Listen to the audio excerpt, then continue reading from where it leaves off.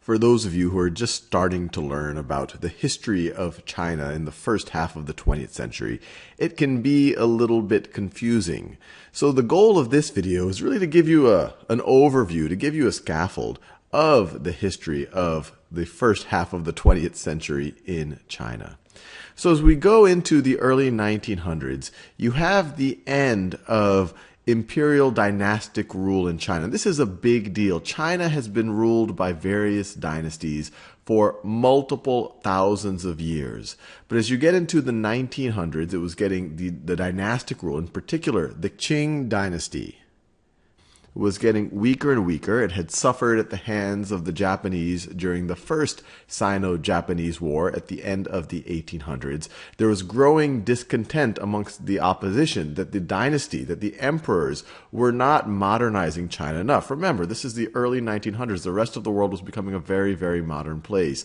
China in the 1800s had suffered at the hands of Western powers who were essentially exerting their own imperial influence in China. Many people felt that this was because China was not as modernized economically, politically, technologically as it needed to be. And so you fast forward to 1911, you have what is known as the Chang Uprising, which led to the overthrow of the Qing dynasty. By 1912, a Republic of China was established in Nanjing. So Nanjing, right over here, was where it was established. Beijing was, of course, the seat of dynastic rule in China. And the first provisional president of the Republic of China was Dr. Sun Yat-sen, right over here. And he actually did not directly participate in this final uprising that finally led to the overthrow of the Qing dynasty. He was actually in Denver at the time, Denver, Colorado, but he was a leading or one of the leading figures in the run-up to this uprising, one of the leading figures who was providing opposition and had tried multiple times to overthrow the dynasty.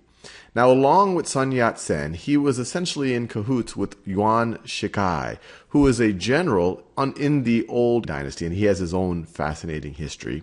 And Sun Yat-sen struck a deal with Yuan Shikai, who was very politically ambitious. Yuan Shikai said, hey, if I can get the Emperor Puyi, who was the last emperor of China, if I can get him to officially abdicate, I want to become the president. So Sun Yat-sen agrees to this. So Yuan Shikai becomes the official or becomes the president of the Republic of China. But that wasn't enough for him. He declares himself emperor in 1915, which you could imagine did not make many people happy because they were tired of having emperors.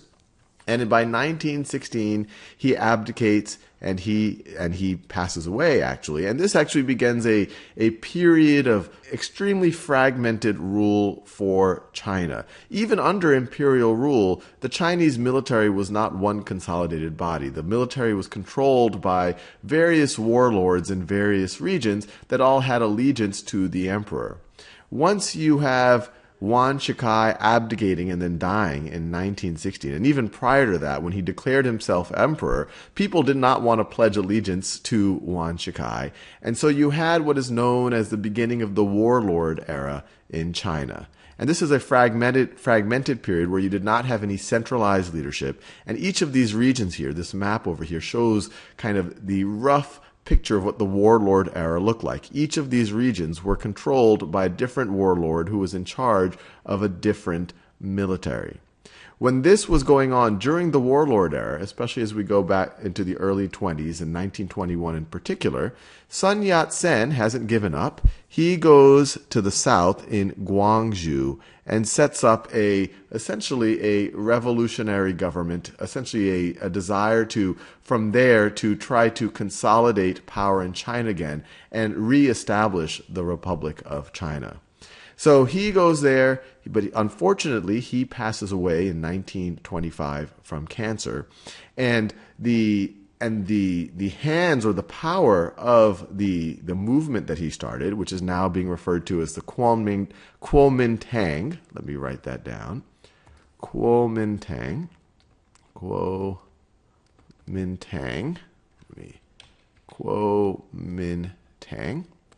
It essentially, the power there passes on to Generalissimo Chiang Kai-shek. And Chiang Kai-shek, the reason why we say the power essentially goes to him is because he was in control of the major part of the military forces of the Kuomintang. And this is essentially the very nascent early stages of what would essentially be the Chinese Civil War. Because in the period from 1921 until Sun Yat-sen's death, you actually had a lot of collaboration between the Chinese nationalists, the Kuomintang, and the Soviet Union and the Chinese Communist Party. They were trying to collaborate in order to think about how China would unify. But then once Sun Yat-sen dies and the power of the Kuomintang essentially goes in the hands of Generalissimo Chiang Kai-shek, he starts to consolidate power, and right from the get-go, he doesn't antagonize the communists. But by 1927, he's starting to consolidate, he's starting to merge these various factions in the rest of China. So he's able to consolidate power, but he also starts to go after the communists. So Chiang Kai-shek, by 27, also starts to go after the communists. And the communists are saying, hey, we are the ones that really represent the spirit of what Sun Yat-sen represented, while the Kuomintang, under the leadership of Chiang Kai-shek, said, no, we represent what Sun Yat-sen represented when he first established the Republic of China. And so in 1927, you have the beginning of the Chinese Civil War. This is when the Kuomintang, as part of its efforts to consolidate power, not only tries to consolidate power at the warlords, but also goes after the Communist Party. Now, while all of this is happening, as we get into the early 1930s, Japan once again is trying to exert its imperial, its military might on the Chinese mainland. They had already captured Formosa, which is now known as Taiwan, and Korea during the first Sino-Japanese War at the end of the 1800s. And then in 1931, the Japanese start to encroach on Manchuria. And this would essentially become a multi-year occupation and infiltration of Japan into China. And this continues all the way until 1937, where it becomes an official all-out war between the Japanese and the Chinese. And I have a map here that shows kind of the maximum Japanese control over this period. And so in East Asia, between the Chinese and the Japanese, World War II was really just part of the Sino-Japanese War. The Japanese had already encroached on the mainland of China well before World War II had officially begun. Now, while all of this is happening, Japan is encroaching into Manchuria. In 1934, you have to remember, the Kuomintang, the Nationalist Party under Chiang Kai-shek, is going after the communists. And in 1934, he almost has them, or he does. The communists are nearly defeated. They're surrounded by the Nationalist Party, and this becomes what is a fairly famous event in Chinese history, the famous Long March, where the Chinese Communist Party, their military, is marched through extremely tough terrain all the way to the northwest of China. So this right over here is a map of the Long March. So this was really, the Chinese Communist Party seemed to be on the ropes here in 1934. And it was during this Long March that Mao Zedong really started to exert and show leadership. And this is what the leadership during this Long March, during this retreat to the northwest of China, is really what allowed Mao Zedong to eventually take control of the Chinese Communist Party. Now, as we fast forward, we know that the Sino-Japanese War, you could view this as one theater eventually of World War II.